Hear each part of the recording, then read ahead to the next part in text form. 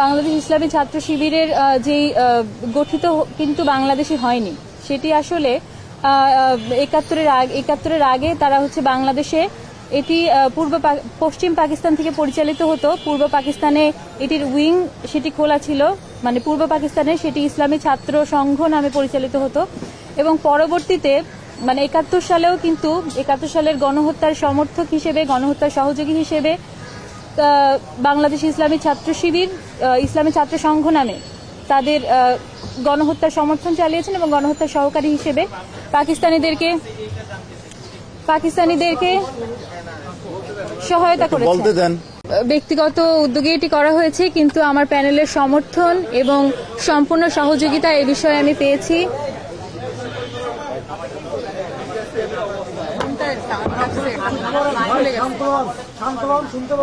আচ্ছা, আপনারা একটু শান্ত হন। ফাহমিদা আপু, আপনি এখানে চলে আসুন। আচ্ছা, এইগুলি তো এদিকে চলে আসুন। ওইদিকে বসুন। না, আমি এখানে বসছি, এইটাতে মাঝখানে হয়।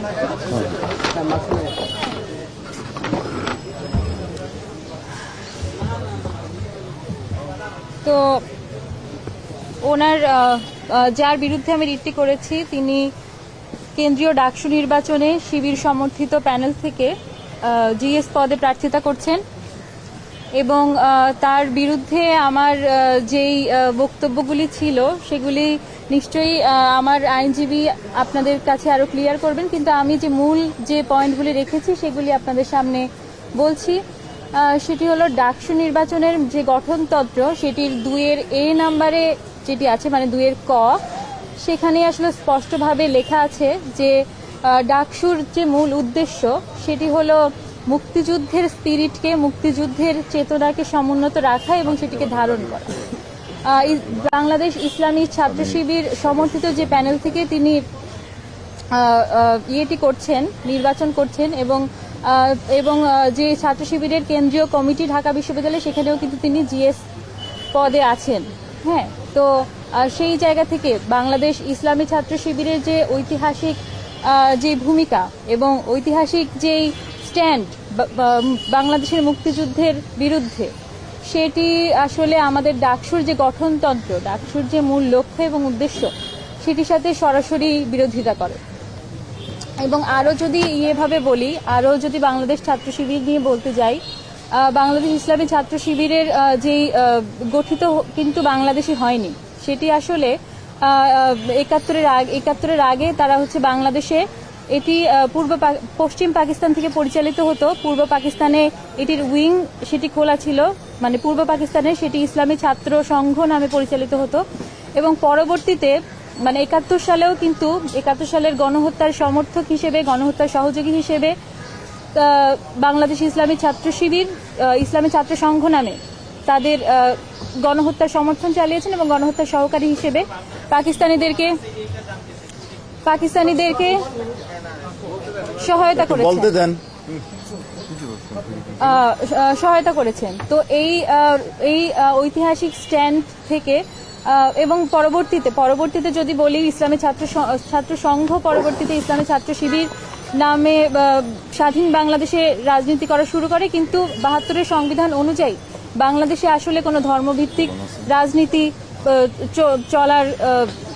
চলতে পারবে না, সেটি বলা আছে। তো যাই হোক, আমরা এস.এম. ফরহাদের বিষয়ে যেই আমার বক্তব্যগুলি তুলে ধরেছি, সেটির প্রথম বক্তব্যটা হচ্ছে ডাকসুর গঠনতন্ত্রের যেই লক্ষ্য এবং উদ্দেশ্য, সেটি অন্যতম একটি গুরুত্বপূর্ণ পয়েন্ট।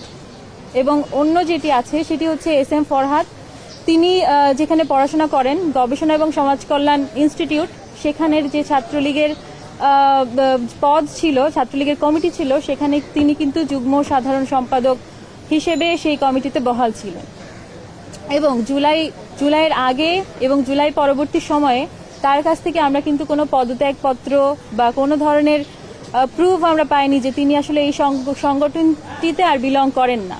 তিনি কিন্তু স্টিল এই সংগঠনটিতেই বিলং করেন এবং একটি নিষিদ্ধ সংগঠনের সদস্য হিসেবে তার কিন্তু এই নির্বাচনে অংশগ্রহণ করার কথা না।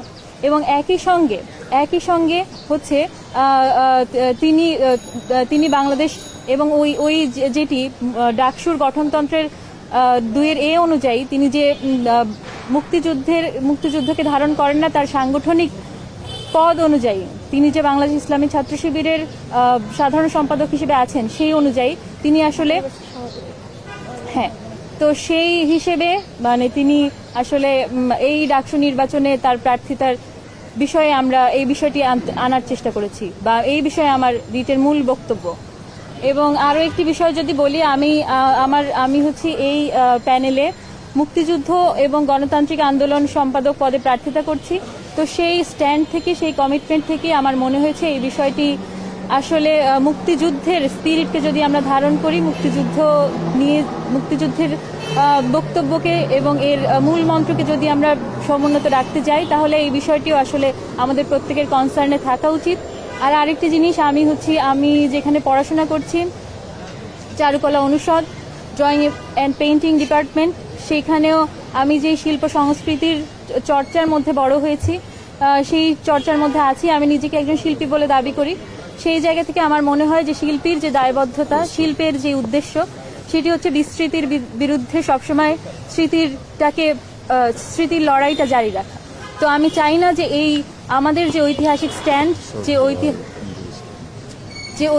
স্ট্যান্ড, সেটি আসলে আমরা ভুলে যাই, বা আমাদের ঐতিহাসিক গণহত্যা সেটি আসলে আমরা ভুলে যাই। আমি চাই এই স্মৃতিটা আমরা ধরে রাখি, এবং এটি আমার দায়বদ্ধতা হিসেবেই আমি করেছি। ধন্যবাদ।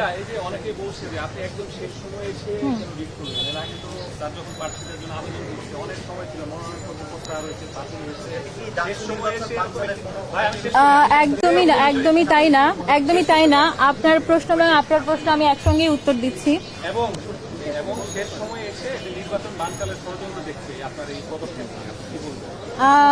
আমি বললাম যে আমি উত্তর দিচ্ছি। আপনি প্রশ্ন একটার পরে আরেকটা, ওটা শেষ করি, তারপর আপনি বলবেন, ঠিক আছে? আচ্ছা, বলুন।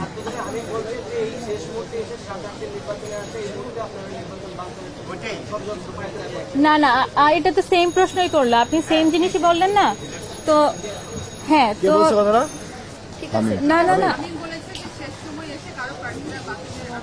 না, আপনি একটু আমাকে বলতে দেন।